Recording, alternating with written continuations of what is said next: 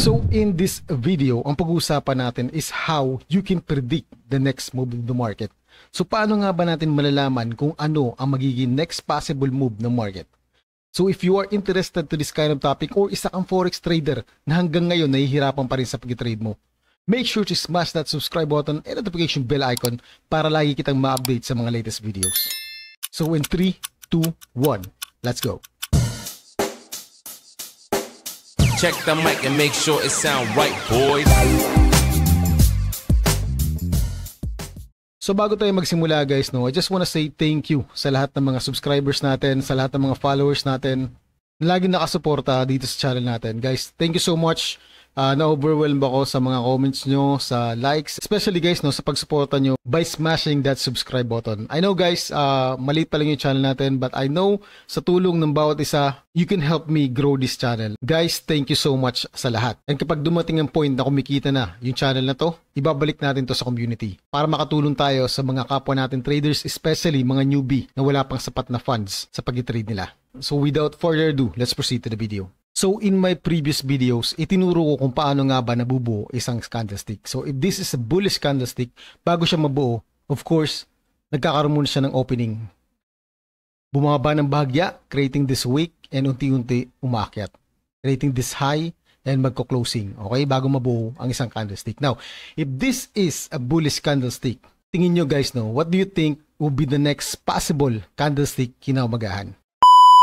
So there is a high probability chance na bukas, bukas will be another bullish candlestick.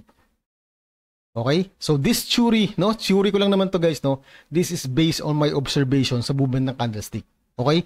Pero bago mabuo to, of course, siyempre magki-create pa rin siya ng wick bago mabuo ang isang candlestick. Okay? So as you can see, in this case scenario, kung titingnan natin siya guys sa lower time frame, this is the exact itsura niya, okay? Creating this low, and then unti-unti akyat, creating this structure, and then creating this wick, magko-close dito. Okay? Now, paano natin malalaman na magiging bullish ang susunod na candlestick? Of course, syempre kailangan muna niyang magkaroon ng opening and bababa ng bahagya and then magki-create ng structure pataas. Okay? That is how we can identify ng susunod na candlestick is magiging bullish.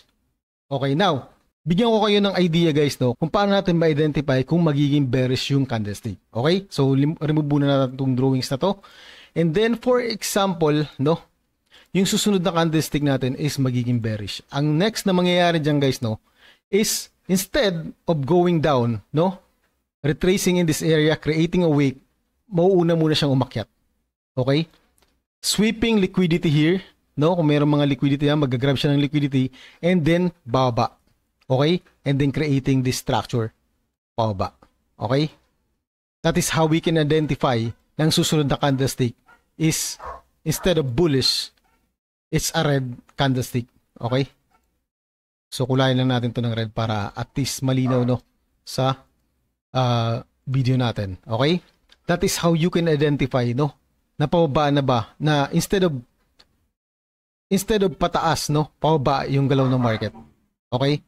Now, we will proceed guys, sa chart natin para mas makita nyo ng mas malinaw. Okay? So right now, we have a red candlestick, And what might be, ano ba yung magiging susunod na magiging candlestick kinaumagahan? This is a daily candlestick. So there is a high probability chance na kinaumagahan, ang susunod na candlestick is magiging red pa rin. Okay? So, observe nyo maigi, pagmasdan nyo maigi yung candlestick na nabuo, after this strong red candlestick, So, as you can see guys, bago nabuo tong candlestick na to, nagkaroon muna siya ng nagkaroon muna siya guys, from here, nagkaroon siya ng retracement pataas. Bago unti-unti bumaba, creating structure po ba, and then nag-close dito. Now, titingnan naman natin, ang isang bullish candlestick. So, if this is a bullish candlestick, there is a high probability chance ng susunod na candlestick is bullish pa rin. Okay? So, if you observe carefully guys, lalakay natin ng konti. Anong nakikita nyo, bago nabuo ang isang bullish, bago nabuo itong another bullish candlestick? Of course, katulad ng sinabi ko sa inyo kanina, nagkakaroon muna siya ng retracement. Creating this wick, and aakyat unti-unti, creating this structure. Okay? And then create ng wick and then mag-close dito. So that is how the market structure work. Okay? Now, babalik tayo guys dun sa drawing natin kanina para mas maintindihan nyo ng mas maigi kung paano nyo magagamit ang information na to as an advantage sa pag-trade nyo.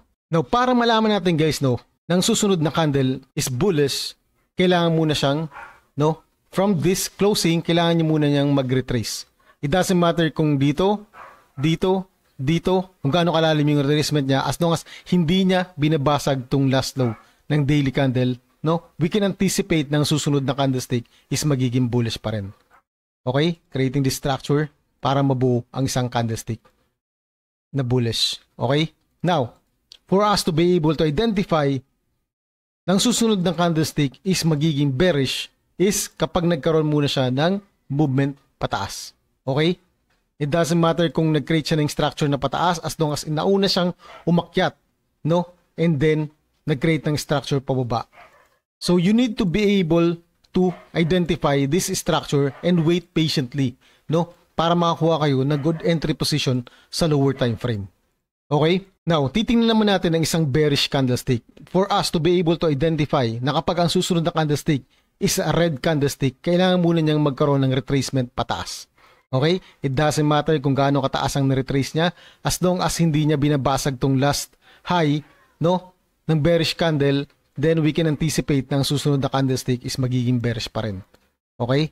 So, you need to be patient enough to wait and observe carefully yung mga structure na nabubuo sa lower time frame. Pero as long as ganito ang movement niya, as long as hindi niya binabasag yung high, we can anticipate or we have a bias na bearish pa rin ang magiging movement ng market. Now, for us to be able to identify, na magiging bullish ang susunod na candle, kailangan niya maunang bumaba. Okay?